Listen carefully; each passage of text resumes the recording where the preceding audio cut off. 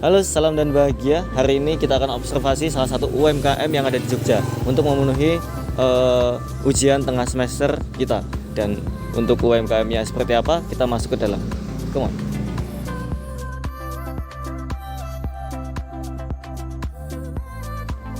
Oke teman-teman, kita sekarang udah ada di dalam. Teman-teman udah bisa lihat produknya dan kita udah ketemu sama Mas siapa namanya? Mas Rama sebagai pemilik UMKM salah satu UMKM yang ada di Jogja. Nah, sebelumnya saya mau tanya Mas, untuk nama usahanya punya Mas Rama ini apa? Green Kana. Green Kana. Nama brandnya ya? Nama brandnya. Nah, untuk filosofi nama itu gimana Mas bisa terciptanya?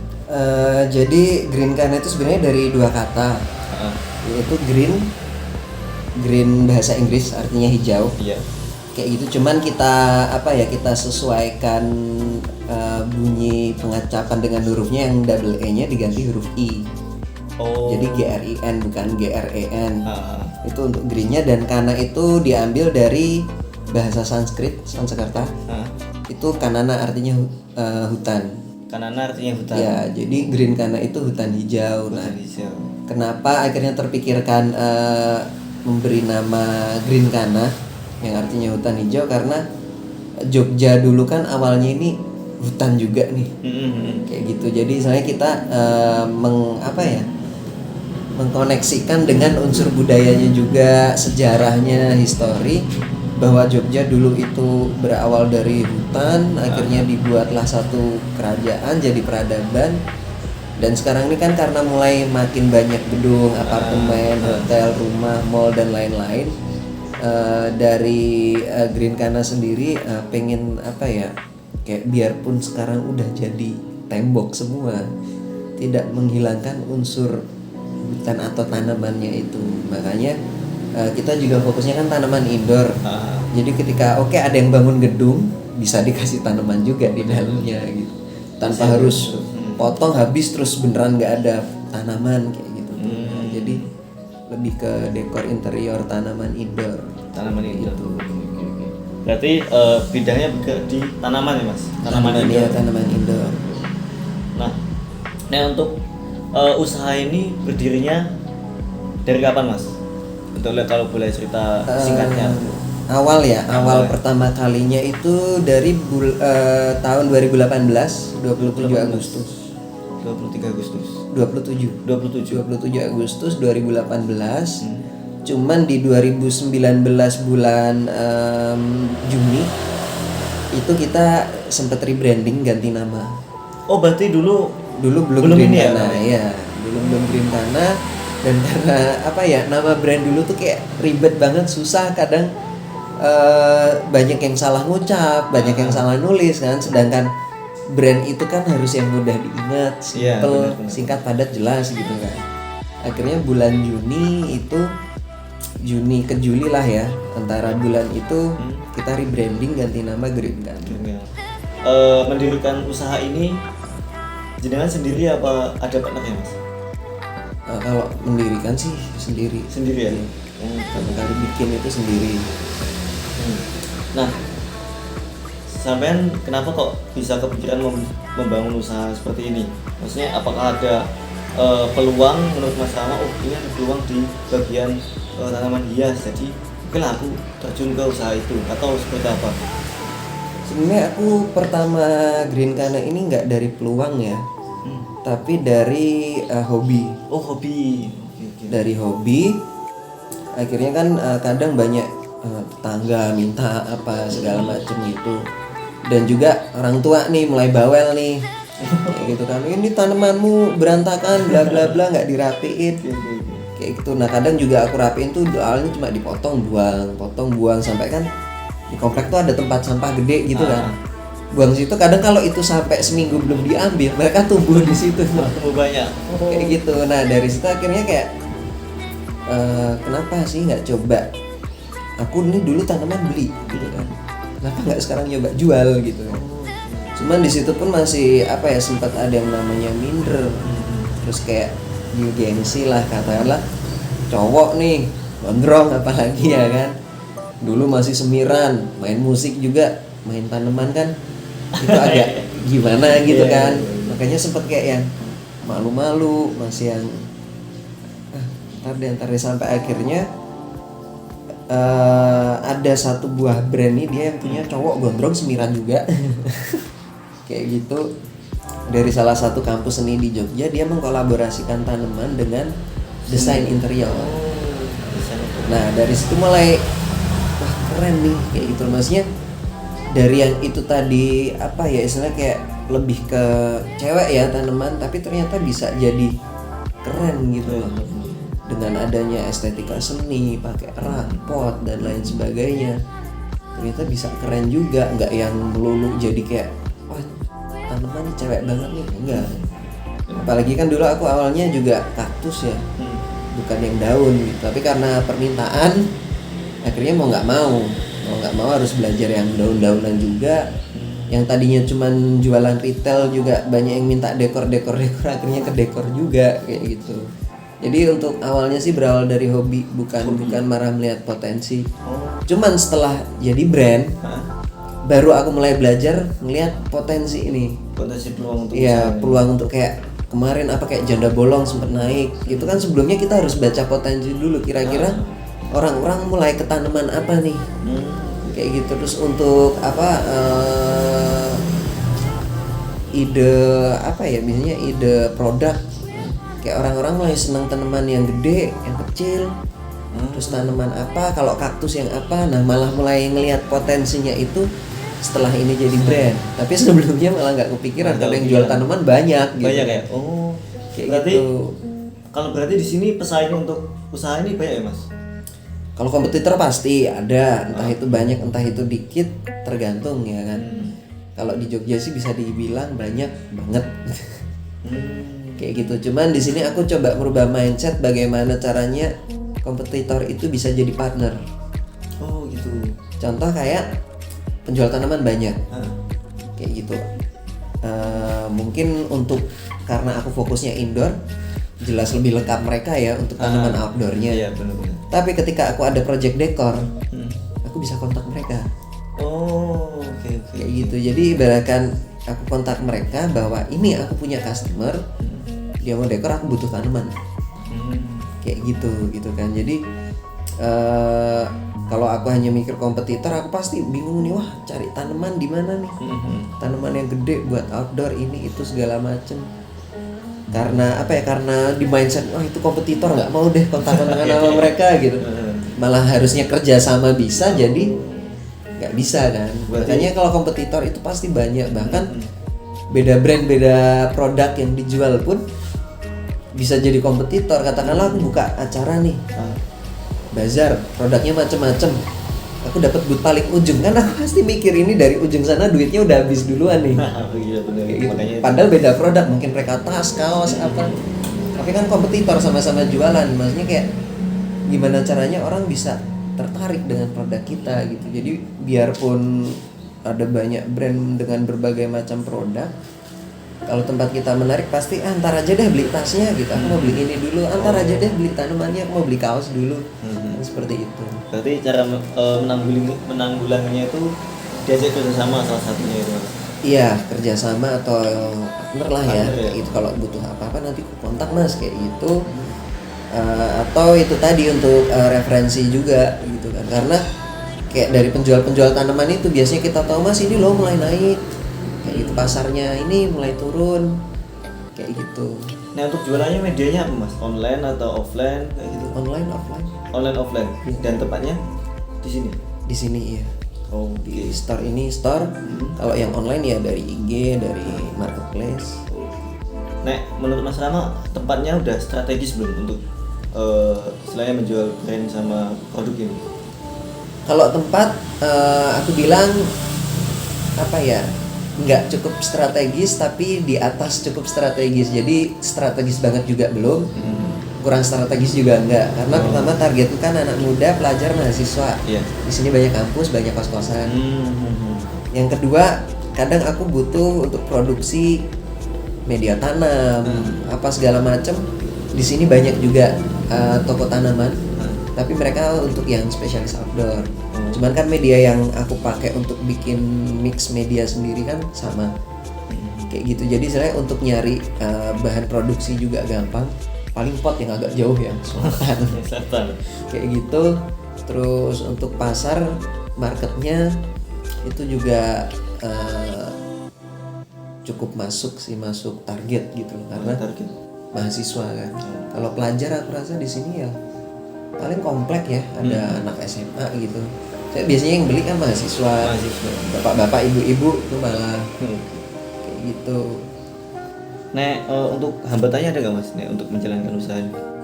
Dari segi mungkin tanamannya membusuk kah, atau dari cuacanya kurang, hambatan ini? Kalau hambatan sih fasilitas ya, Fasilitas kayak gitu, karena namanya tanaman apalagi indoor itu sebenarnya paling penting itu greenhouse. Ketika cuaca hujan apa segala macam, greenhouse kan aman. Iya. Kita bisa manipulasi suhu cuaca bukan cuaca, suhunya, temperaturnya kan bisa kita manipulasi sendiri. Kayak gitu. Terus yang kedua tenaganya, karena sekarang kan kita mulai nggak cuma detail tapi dekor juga. Kayak gitu. Kadang kalau sendirian dekor satu kafe juga lumayan. Iya. Benar-benar. Kayak gitu. Tapi ini ada yang bantuin sekarang. Untungnya udah ada satu rekan nih yang bantuin kayak gitu untuk di bagian produksi dekorasi. Itu udah ada yang bantuin lah istilahnya. Nah, untuk ancaman ada gak Mas untuk usahanya? Ancaman yang seperti apa? Ancaman yang mungkin ya bikin produk ini kurang menjual atau apa gitu? Apa ya ancaman ya? Pandemi sih ancaman. Masih pandemi ya namanya. Ancaman Kayak Karena- semuanya kayak gitu sih Pak. Karena istilahnya di sini kan itu tadi kita nyoba untuk nggak cuman fokus di jual retail aja. Jadi kita juga mulai ke dekorasi, workshop. Jadi ya kita mainin aja circle-nya. Ketika penjualan retail sepi, mungkin dekornya Jalan. Dekornya sepi, penjualan sepi, bikin workshop. Iya kan? Dari workshop nanti orang tahu Greencana bisa nih mancing penjualan lagi. Dari penjualan bisa, Mas aku mau dekor bisa nggak gitu. Karena kita sebenarnya nggak hanya dekor kafe atau kantor aja ya, karena ya mungkin kebetulan sekarang klien atau customernya baru teman-teman yang punya kafe. Tapi kamar pun kita ampamnya, Mas aku ada kamar nih tapi kok kosong, pengen ada tanaman apa gimana, itu bisa. Kita ada paket untuk dekor kamar juga bisa. Iya kayak gitu. Oh, kalau ini untuk izin usaha, kira-kira dari Greencana ini udah ada belum? Kita udah ada nomor induk berusaha, NIP kan ya, kan dulu SIUP. Iya. Tapi kan SIUP kayaknya udah diganti sama NIP ini. Benar. Kayak itu NIP itu kita udah ngurus, udah jadi. NIP-nya udah ada, dan baru kemarin ini kita ngurus HAKI. Jadi hak kekayaan intelektual itu untuk hak paten nama brand ini. Hak paten nama brandnya. Jadi saya mau kita patenkan, mau kita klaim bahwa Greencana ini punya kita namanya.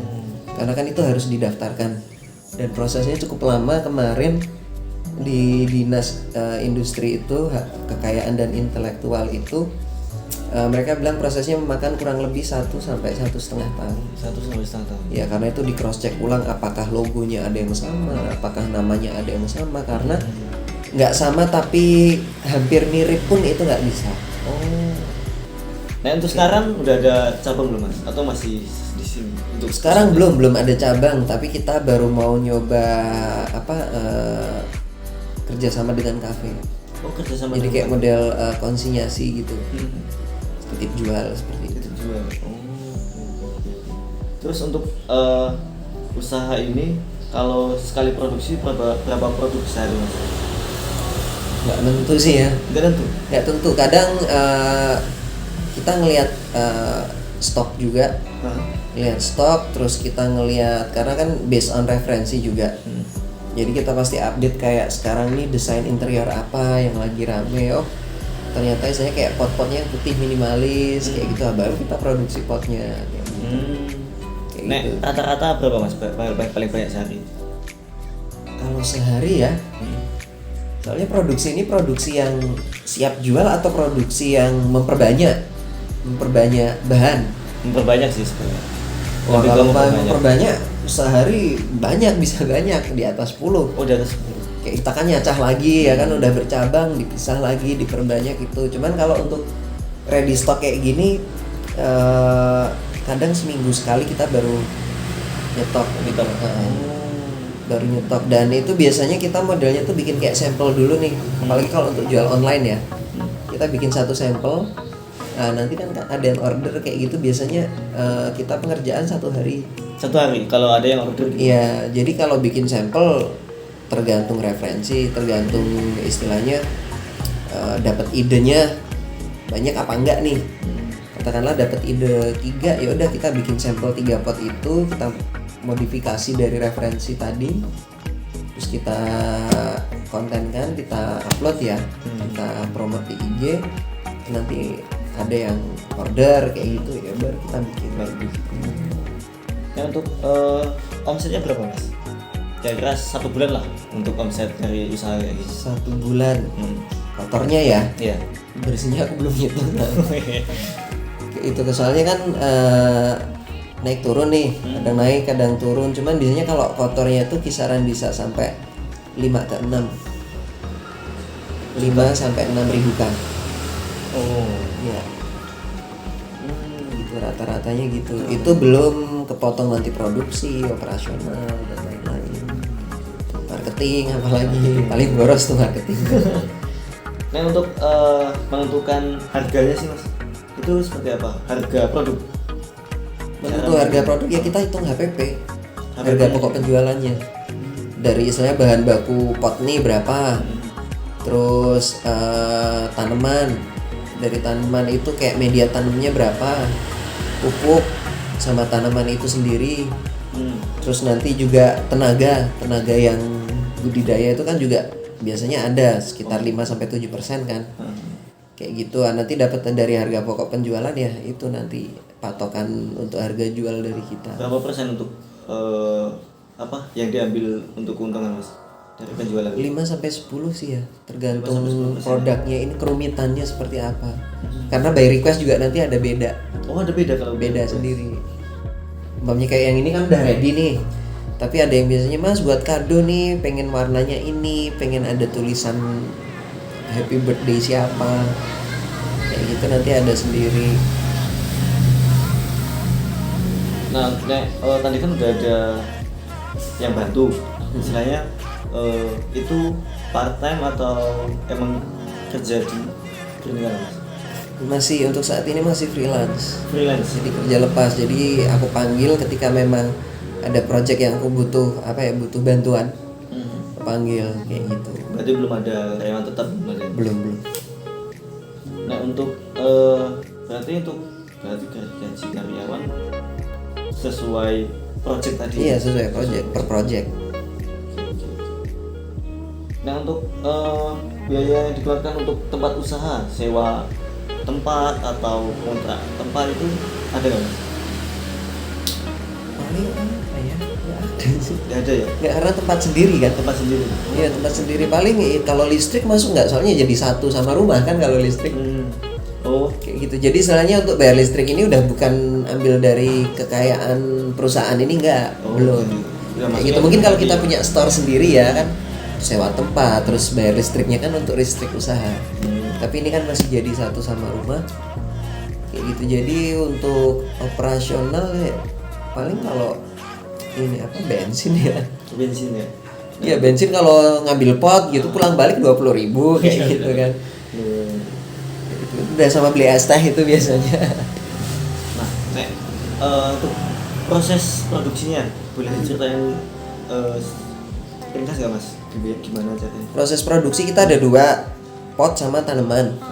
Kayak gitu. Kalau untuk ikan tanaman kita di sini sendiri, kadang juga kita masih ambil dari petani.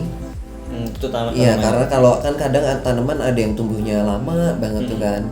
Biasanya kalau stok kita memang tidak memenuhi permintaan, mau nggak mau kita ambil petani. Kayak gitu. Tapi untuk budidaya kita juga memperbanyak sendiri. Dari kaktus, sukulen, terus tanaman kayak epiprenum, monstera, terus sansevieria itu kita perbanyak sendiri. Kayak gitu. Kita ada tempat lahan ya, kebun gitu buat memperbanyak. Cuman kalau memang tidak memenuhi permintaan, ambil petani. Dan kalau untuk potnya, beberapa itu kita produksi sendiri. Untuk beberapa. Karena di sini pot ada 2 jenis, ada yang general yang biasa ya kayak pot kayak gini nih. Ini biasa bentuknya nih. Ini biasanya kita langsung pesan ke pengrajin. Karena kan bikinnya simpel nih, pengrajin pasti bisa dong. Kayak kita ambil di pengrajin. Tapi kalau untuk yang bentuknya random ya, pot kayak gini nih. Nah ini kan pecah-pecah kayak gini kan, nggak semua pengrajin bisa karena emang harus kayak teliti, harus satu-satu kayak gitu. Sedangkan kalau pengrajin kan dia modelnya langsung cepet banyak gitu kan yang penting. Terus kayak pot-pot gitu tuh kan ada yang bentuknya yang kayak gini signature. Jadi itu istilahnya kayak untuk pot signature yang kalau kamu cari hanya ada di Green Kana. Itu kita bikin sendiri, tapi untuk bakarnya kan kita belum punya ini apa? Tungkunya itu. Ovennya buat bakar gerabah kita numpang di pengrajin. Numpang juga. Iya, kita titik bakar di sana. Dan kalau untuk pot yang bentuknya umum biasa lah, barel, pot chamber kayak gitu atau pot bulat kayak gitu. Itu kita ada pengrajin. Berarti nih tanaman ada yang ngambil di petani, ada yang budidaya sendiri. Dan kalau potnya sama juga. Potnya juga sama, ada yang kita bikin sendiri, ada yang kita bikin pakai pengrajin. Kayak gitu. Mungkin cukup itu aja sih Mas yang pengen kita tahu dari UMKM ini. Sebelumnya terima kasih atas luang waktunya Mas Rama. Semoga UMKM-nya tambah sukses. Amin, sukses buat kuliahnya juga. Amin. Terima kasih Mas Rama. Sampai ketemu lagi nanti. Oke. Mas teman-teman.